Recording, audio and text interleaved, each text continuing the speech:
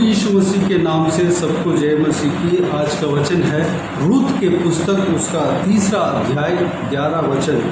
इसलिए अब ए मेरी बेटी मत डर, जो कुछ तू कहेगी मैं तुझसे करूँगा, क्योंकि मेरे नगर के सब लोग जानते हैं कि तू भली स्त्री है।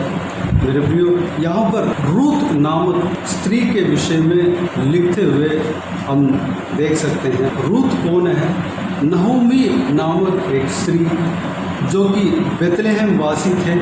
वह अपने पति और उनका दोनों बेटों के साथ अन्य देश में जाकर बस गए थे, क्योंकि बेतलेहम में अकाल पड़ गया था। इसलिए वह लोग अन्य देश में जाकर बस गए थे। वहीं पर उनके दोनों बेटों का शादी कराया। पहला बहू का नाम ओरपा, दूसरे बहू का नाम रूत था। वहाँ पर नहोमी का दोनों बेटा और पति मर गए थे। उसके बाद वह लोग दोबारा जहाँ पर उनका जन्म भूमि था बेतलेहम, वहाँ पर वापस आना पड़ा, क्योंकि बेतलेहम में जो सारा अकाल ख़त्म हो गया था, फसल उगना शुरू हो गया। जब नहोमी अपने बहुओं को, दोनों बहुओं को इस प्रकार कहा कि आप लोगों का अभी उम्र नहीं हुआ, आप लोग जवान हो, आपके पति दोनों मर गए, आप दोबारा और किसी के साथ शादी कर कर खुशी के ज़िंदगी बिताओ। तो ये पहली वाली बहू मना तो की, लेकिन अपने सास को छोड़ने का इच्छा नहीं था, लेकिन फिर भी वह चली गई। लेकिन रूत जो दूसरी वाली बहू थी, जिसके बारे में अभी हम देख रहे हैं, वह अपने सास को नहीं छोड़ी। रूत ने कहा, इस वचन को 1 अध्याय 16 वचन में हम देख सकते हैं, तू मुझसे यह विनती न कर कि मुझे त्याग या छोड़कर लौट जा, क्योंकि जिधर तू जाए उधर मैं भी जाऊंगी, जहाँ तू टिके वहाँ मैं भी टिकूंगी। तेरे लोग मेरे लोग होंगे और तेरा परमेश्वर मेरा परमेश्वर होगा। इस तरह कहकर अपने सासू माँ के साथ ही बेतलेहम में आकर बस गई।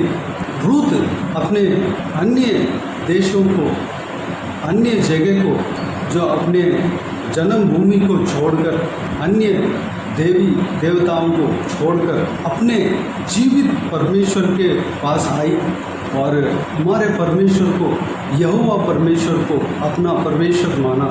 वह हमारा परमेश्वर को अपनाया। वह भली स्त्री थी, अपने सास को नहीं छोड़ा और वह आकर बेतलेहम में जब आकर बसा, परमेश्वर उनके कार्य को देखकर उन्हें आशीष दिया। बोअज नाम का एक उनका कुटुंबियों में से, नहोमी का कुटुंबियों में से एक जन था, जो कि रूत को छुड़ाने का अधिकार रखता था। उस ज़माने के रूल्स के मुताबिक, उस ज़माने के नियम के मुताबिक, एक जो इजराइलियों का नियम है, जो यहोवा परमेश्वर का जन का नियम है, उस नियम को पालन किया। वह परमेश्वर को अपनाया, इसलिए परमेश्वर उनको साथ नहीं छोड़ा। जैसे उनके सास नहोमी कहता गया, ठीक उसी तरह रूत भी करती गई। तो परमेश्वर ने रूत को बहुतायत से आशीष दिया। यहाँ पर 10 वचन में जब हम देखते हैं कि बोअज रूत को इस तरह कहता है, उसने कहा, हे मेरे बेटी, यहोवा की ओर से तुझ पर आशीष हो, क्योंकि तूने अपनी पिछली प्रीति पहली से अधिक दिखाई, क्योंकि तू क्या धनी क्या कंगाल किसी जवान के पीछे नहीं लगी। रूत अपने इच्छा के अनुसार वह किसी जवान के पीछे नहीं गई, बल्कि अपने सासू माँ जैसे कहती है वैसे वह करने लगी। अपने परमेश्वर का जनों का नियम के मुताबिक वह करने लगी। इसलिए जो नहोमी का कुटुंबी बोअज, जो कि एक रूत को छुड़ाने वाला था, यानी कि रूत को शादी करने का पूरी तरह अधिकार उस बेतलेहम वासियों का नियम के मुताबिक, यहूदियों का नियम के मुताबिक अधिकार रखता था, वह उसके पास रूत आई और अपने सास के कहने पर बोअज के पास ठहर गई। यह भली बात है, क्योंकि रूत युवा थी, अपने इच्छा के मुताबिक नहीं चला बल्कि परमेश्वर के जन के नियम के मुताबिक चला, अपने सासु माँ के कहने के अनुसार चला। इसलिए रूत आशीष पाया। हमारे यहोवा परमेश्वर को अपना परमेश्वर माना, हमारे लोगों को अपने लोग माना, इसलिए रूत आशीष पाई। आखिर में क्या हुआ? रूत जो भलाई का काम किया उनके लिए उसके साथ भलाई हुआ। बोअज के साथ उससे शादी हुआ और उनका पीढ़ी से दाऊद उत्पन्न हुआ।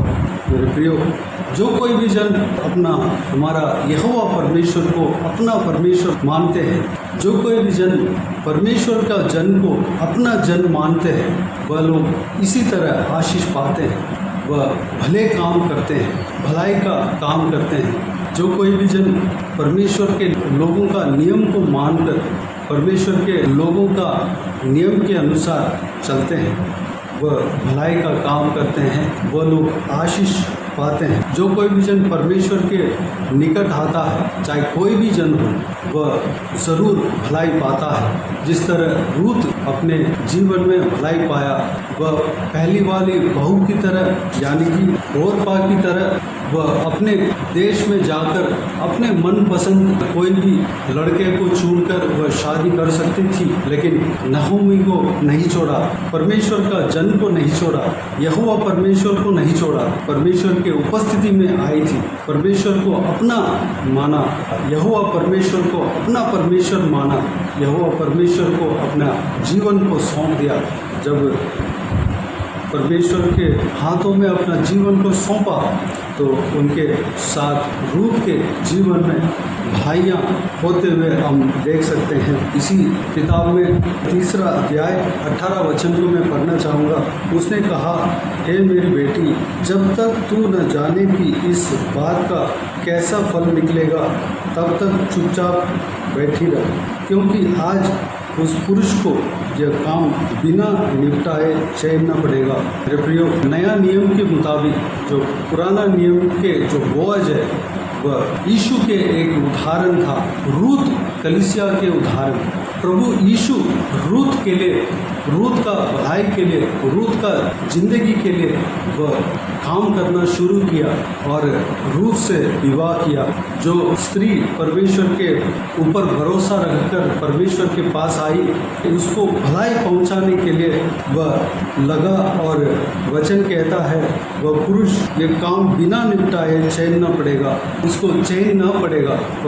रूत के लिए जो भलाई का काम जो होना था, उस काम को पूरा किए बिना उस बोअज को चैन ना पड़ा, उस भलाई का काम को निपटा के ही रहा, तुरंत निपटाया। मेरे प्रियो, जो भी जन हमारे यहोवा परमेश्वर के पास आते हैं, हमारे परमेश्वर को अपना मानते हैं और हमारा परमेश्वर के उपस्थिति में आते हैं और परमेश्वर के लोगों को अपना मानते हैं, वह लोग इस तरह आशीष पाते हैं, अपने जीवन में भलाई पाते हैं। और जिस तरह बोअज रूत के जीवन में भलाई पहुंचाने के लिए काम किया था, भलाई का काम जब तक पूरा नहीं हुआ तब तक उसको चैन नहीं पड़ा, ठीक उसी तरह हमारे प्रभु यीशु भी, जो कोई भी जन उनके पास आते हैं, उनका जीवन में भलाई का काम जब तक नहीं आएगा, जब तक नहीं होगा, तब तक प्रभु यीशु को चैन नहीं पड़ेगा, उस काम को पूरा करके ही रहेंगे। जो कोई भी जन प्रभु यीशु मसीह के ऊपर विश्वास करके, चाहे कोई भी जन हो, उनके उपस्थिति में आते हैं, उनके भलाई के काम करने के लिए परमेश्वर भलाई के काम करना शुरू कर देते हैं। जब तक वो काम पूरा नहीं होता, उनको चैन नहीं है। परमेश्वर प्रभु यीशु उस काम को पूरा करके ही रहता है। जिस तरह रूत के जीवन में भलाई का काम हुआ, उनको शादी ब्याह हुआ और रूत एक आशीषित स्त्री बना, उनके संतान में, उनका वंश में से इस्राएलियों का राजा निकला, दाऊद निकला। बोअज रूत से शादी किया और बोअज और रूत के द्वारा ओबेद उत्पन्न हुआ और ओबेद से ईशै उत्पन्न हुआ और ईशै से दाऊद उत्पन्न हुआ, जो कि सारे इस्राएलियों का राजा बना। यानी कि रूत का पोता दाऊद सारे इस्राएलियों का, इस्राएल देश का राजा बना। मेरे प्रियो उनका पीढ़ी, उनके संतान आशीष पाए थे। मेरे प्रियो, इस वीडियो में देखने वाले में से कोई भी हो, आप अगर परमेश्वर प्रभु यीशु को अपना मानते हैं, परमेश्वर प्रभु यीशु के लोगों को अपना मानते हैं, जिस तरह रूथ मानती थी, परमेश्वर प्रभु यीशु को अपने जीवन को समर्पित करते हैं, प्रभु यीशु आपके लिए भलाई करता है। प्रभु यीशु आपके जीवन में जो भलाई पहुंचना है वो भलाई आपके जीवन में करेगा। जब तक वो भलाई आपके जीवन में पूरा नहीं होगा तब तक प्रभु यीशु को चैन नहीं पड़ेगा। वह परमेश्वर है, वह सोता नहीं है, उस काम को करके ही रहेगा। मेरे प्रियो, परमेश्वर प्रभु यीशु मसीह के ऊपर विश्वास रखें, उनके नियमों को, आज्ञाओं को पालन करें, माने। जिस तरह रूथ अपने सासू माँ का यानी कि परमेश्वर के लोगों का नियमों को माना, हम भी परमेश्वर का लोगों का नियमों को माने, परमेश्वर के नियमों को, आज्ञाओं को माने, परमेश्वर का वचन के अनुसार चलें। परमेश्वर आपके जीवन में भलाई का काम करेगा। इस वीडियो में देखने वाले में से जो कोई भी जन भलाई चाहते हैं, परमेश्वर से भलाई चाहते हैं, परमेश्वर का निकट आए हुए हैं, मेरे प्रियो, ज़रूर आपके जीवन में भलाई होगा। जो कुछ भी आप चाहते हैं, पारिवारिक जीवन में आशीष चाहते हैं, बच्चों का जीवन में आशीष चाहते हैं, पति का जीवन में आशीष चाहते हैं, या पत्नी का जीवन में आशीष चाहते हैं, नौकरी में आशीष चाहते हैं, बिजनेस में आशीष चाहते हैं, घर चाहते हैं, मकान चाहते हैं, जो कुछ भी आप चाहते हैं वह काम परमेश्वर प्रभु यीशु पूरा करेगा। उस काम को पूरे किए बिना प्रभु यीशु को चैन नहीं पड़ेगा। मेरे प्रियो, उस महान परमेश्वर के पास हम आए हैं। आइए हम प्रार्थना में जाएं। स्वर्गीय पिता, दयालु परमेश्वर, आपको धन्यवाद देता हूँ आज के इस बहुमूल्य वचन के लिए। आपको धन्यवाद देता हूँ आपके इस बहुमूल्य वचन के द्वारा हमने हालेलुया रूथ के विषय में हमने देखा है। सारे बातों के लिए आपको धन्यवाद देता हूँ परमेश्वर। पिताजी, एक अन्य जाति, अन्य देश के एक स्त्री आपको अपनाया परमेश्वर। पिताजी, उसने कहा कि नहोमी यानी कि अपने सास से कहा कि तेरे लोग मेरे लोग होंगे, तेरा परमेश्वर मेरा परमेश्वर होगा। जब इस तरह के कहकर अपने सास के साथ आई थी और अपने परमेश्वर के लोगों का नियमों को पालन किया, अपने सासू माँ का जो कुछ भी आज्ञा है उसको मानी। परमेश्वर जब उनका गुण को परमेश्वर ने देखा और उन्हें बहुतायत से आशीष दिया, उनका जीवन में आशीष पहुँचा। परमेश्वर धन्यवाद देता हूँ उनको। हालेलुया, उनका जीवन में भलाई हुआ, भले काम हुआ। परमेश्वर धन्यवाद देता हूँ परमेश्वर। हालेलुया। बोअज जब तक रूथ के जीवन में भलाई नहीं पहुंचाया तब तक उनका जीवन में उनको चैन नहीं मिला। वह भलाई का काम जो रूथ को पहुंचना था उस काम को पूरा करके ही वह रहा।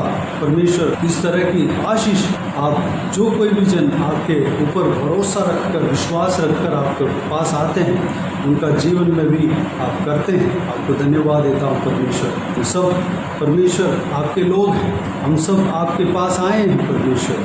हम जो कुछ भी भलाई चाहते हैं या भलाई हमारे जीवन में जो कुछ भी होना है, जो काम होने से हमारे जीवन में अच्छा होगा, आप जानते हैं परमेश्वर, उस काम को हमारे जीवन में करना। पिताजी, जो कोई भी जन आपके उपस्थिति में आए, आपके पास आपके ऊपर विश्वास करके आए, उनके जीवन में कार्य करना पिता, उनको आशीष देना परमेश्वर। धन्यवाद। जो कुछ भी चाहत लेकर आए हैं परमेश्वर, इस वीडियो को जो कोई भी जन जो कुछ भी चाहत लेकर देख रहे हैं परमेश्वर, उनका सभी का जीवन में कार्य करना, उनका ज़िंदगी में कार्य करना, उनके मन की इच्छाओं को पूरा करना पिता परमेश्वर। अगर वह नहीं जान रहे कि क्या करना है पिताजी, अगर उस तरह के हालात हो परमेश्वर, उनका जीवन में जो काम होने से उनके लिए भलाई होगा, आप जानते हैं, उस काम को पूरा करना पिता परमेश्वर। मकान नहीं है, मकान देना, जो घर नहीं है, घर देना, जो हालेलुया परिवार में आशीष चाहते हैं, आशीष देना, परिवार में परमेश्वर प्रेम चाहते हैं परमेश्वर, प्रेम देना परमेश्वर। बच्चों के विषय में आशीष चाहते हैं, आशीष देना परमेश्वर, उनके बच्चों को आशीष देना।